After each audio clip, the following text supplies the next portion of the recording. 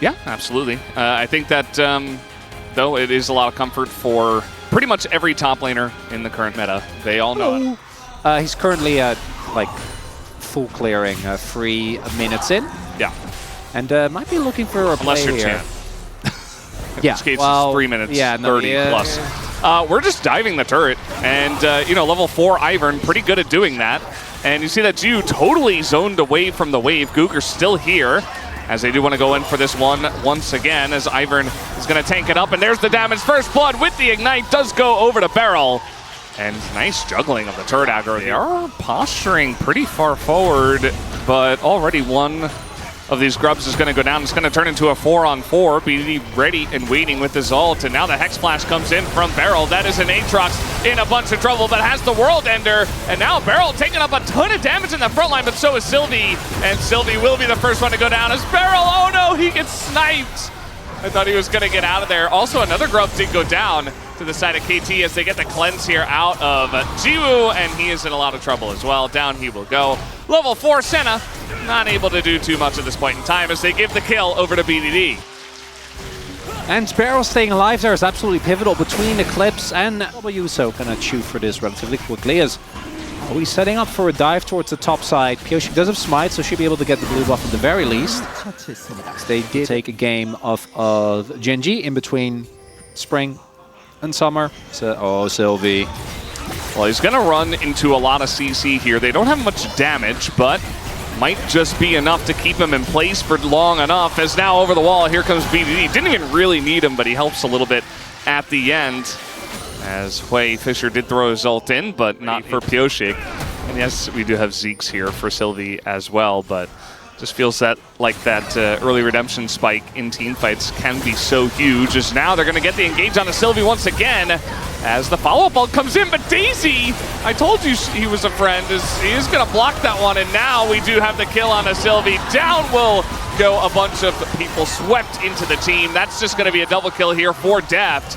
As Fisher, he's getting flanked by Perfect, who ran behind the turret just to bully the way.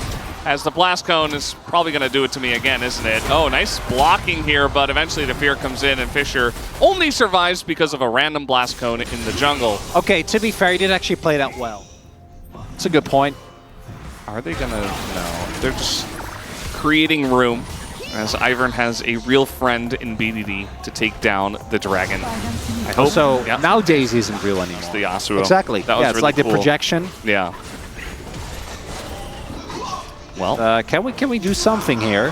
They're gonna try. I mean, this turret isn't even okay. It will go down, but now we got a TP from the side of KT as well, and Deft is not dead yet. He tries to flash into the Aatrox, and finally he will be taken down. As now with the TP and everything, Noshim just have a huge man advantage. Tanaka will come up from the Cassante, but even Cassante isn't crazy enough to get out of this one. A nice play from Noshim, as they will pick up 3 kills. And it was Valdez, and that's a win. Yeah, it's about to be cut down a bit here as well. We're going to take this bot turret, yeah. Actually, good point. It's League of Legends. I mean, it's not us. It can't be. Has to be everyone else, yeah. Well, Beryl's going to go in, and he's got Daisy, the real friend, to help out. And you know what? He's providing a really great front line. There's not a lot of damage into Beryl, and now they have Redemption, and he's going to get healed up. And there's the Fate's Call as well, as TP is coming in, and Mihail now might just tear Beryl apart, but he's still alive somehow, flashes away, and finally goes down as a lot of damage comes in. The divide is not great, as Perfect also going to be ulted up here, flashes on top of BDD, and Jiwoo's getting a lot of value here out of that Senna. If that hook hits Death. Then Nongshims, we do see Way consistently spotting out who's hiding in those brushes. It's a big fight, Vel, that's about to come up here for this dragon. Possible soul point for Nongshim. Whoa.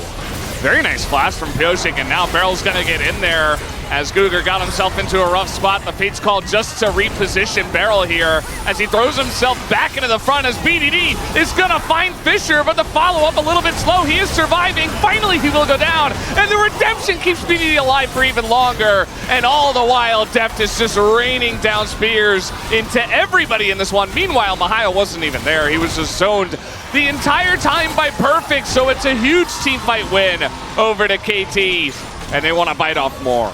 That's the fight that KT was looking for. You guys can't stay here. they're just trying to defend this turret. That's not really going to work out for them, as Beryl will just die to the turret. Just barrel things, you know? And they will take down the mid turret eventually, as you guys should. They stall with Fisher until Mahal TP's in, but I already think they have the ward set up, and no, we're going to see instead. Seen one of those in many, many years. Yeah, if I remember correctly, it wasn't around. So it gives AP and ability haste based on mana regen. Yeah, they're just doing the Baron here, and that's going to be the Ivern for the smite. And now we do have the front line getting pretty low on the side of KT. Pioshik is very low, but he's eating so much of this damage, and even Mahal on the Aatrox not able to survive for long enough, as Fisher not going to be feeling too good about frontlining on the way, as KT, they get the Baron and 3 shielding, the healing to come through. Everyone on KT ends up staying alive, and if Mahal doesn't get the big resets, if he can't buy space, oh boy, the fights just aren't going to be able to lead here. Should be insurmountable for Nongshim. Yeah, and now from ahead, the Ivern just feels like the value is just insane. I mean, the shields that he gives, you know, you remember that buff, that big buff on that patch that Ivern got, where we were like, oh, we're going to be seeing Ivern all the time. I think it was at the beginning of spring, actually. Not 100% sure. Maybe it was last summer, but it's you just have shields up all the time. It's just gigantic shields with 3.5 items, and everybody is tanky now. So, you know, maybe lacking a little bit of damage, but if you never die, then Kalista and Azir are going to be 2 of the best at just staying alive in team fights forever. Way also needs a lot of rotations to actually get through any of them. Yeah. Given that Fisher hasn't really been able to accelerate. And then Geo, I actually love the Serpent's Fang. I think that's a great buy, especially together with the Executioners, but it's just not enough damage. There's not enough time. And KT looking to go to a very comfortable 1-0 lead here. A lot of cooldowns being thrown, but not a whole lot being found, Valdez. Yeah, and if you're ever in doubt, you can always head back to your giant bush farm that you've got back there. And now Beryl's just gonna pull the trigger on the engage, force the flash out of Cougar, as now they're trying to engage on a Cassante. That's how you know things have gone horribly wrong. As down will go the turret now, and we got the front line coming in. Perfect. Oh, he's just got everybody up against that wall. And he might go down. Even Ivern not gonna be able to save him, but the Nexus of Nongshim will be the one that goes down in this game. Mahal surviving for about forever, but it just does not matter. KT pushing in as they run out of the Baron buff, and they are up against a Hui. I'm not sure it's going to matter here, Chronicler. As BDD, yeah, he's just flexing on them. Yeah.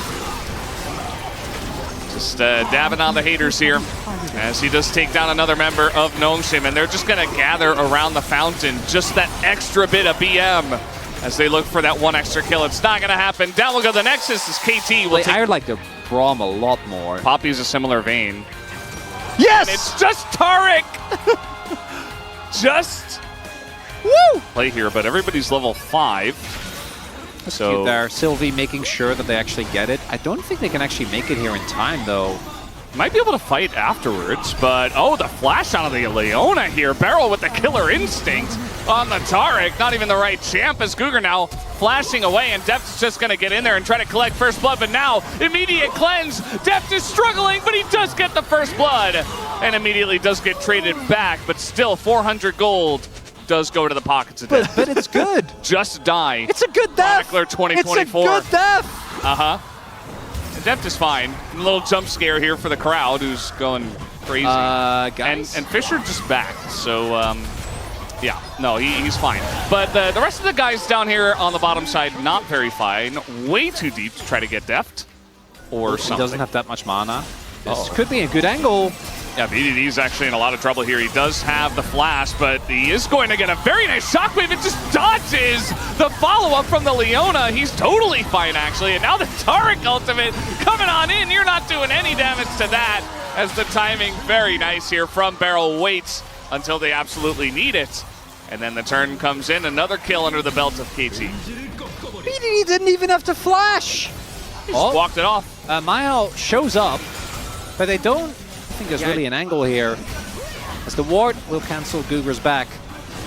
And I hope we get a replay of that. Especially from ahead. It definitely feels like a win more kind of situation in this one, as we do have the Sejuani being fully engaged on, and now the Yone gets the full turn as the Taric ultimate comes through, but You're already so low, and the TPs are raining down from both sides. Perfect trying to frontline, and now the Ezreal and the Aatrox have an angle here as BDD and Perfect desperate to try to get some kind of kill. Finally, the all-out comes out onto the Aatrox, the one guy who was not low enough for Perfect to kill. As now it looks like he's just going to try to run out of this one. Might be able to as the flash comes in. Jiu does not want to put an end to this one. Gets the flash, and now the turn comes out as Beryl is going to go down.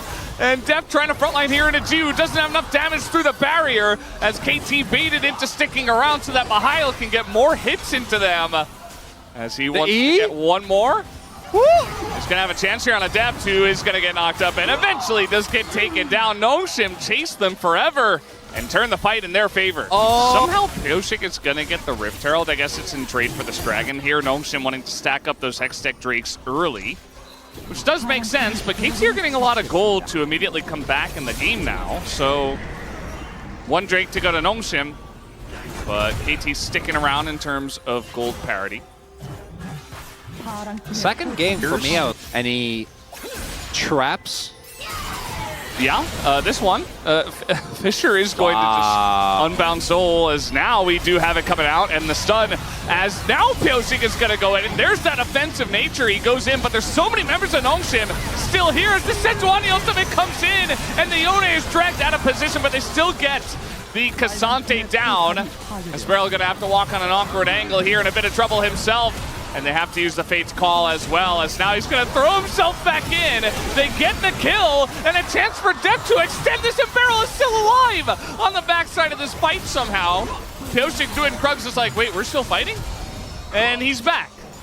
And now we have the flash in here from the side of BDD. Still on the chase is the entire team, as Pioshik just going to smite him down for the kill. And now this is the perfect Kalista moment. Everybody's super low. They're all running away from you. And Deft is able to pick up a final kill. Oh, and now ill-advised Baron. That ended up not backfiring, but it was a little scary there, Valdez. Oh, a nice sidestep here from BDD. Also going to miss that one, but he can't get out of the Yone ult. That's going to do the trick, as everybody and the kitchen sink gets thrown into BDD, and they do take him out. Noxious like, see champion, kill champion. Missing ults, doesn't, oh God, now it's them. Well, Pioshik has the back, but he can get her very, very quickly.